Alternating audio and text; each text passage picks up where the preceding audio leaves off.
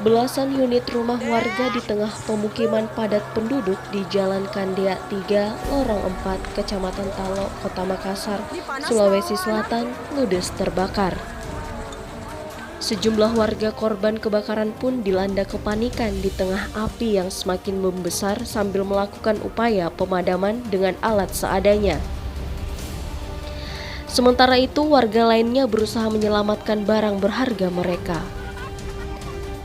Mengetahui peristiwa itu, sejumlah mobil damkar pemerintah Kota Makassar, Sulawesi Selatan datang ke lokasi untuk melakukan upaya pemadaman api.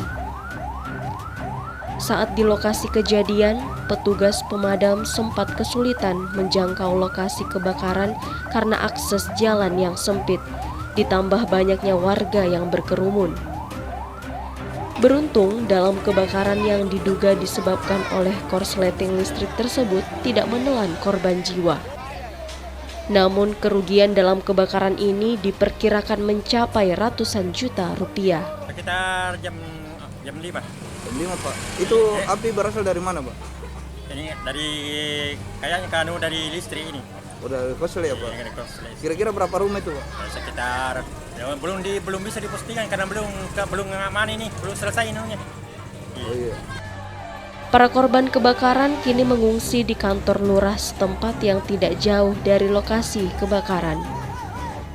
Dari Makassar, Suparman, Fajar.co.id melaporkan.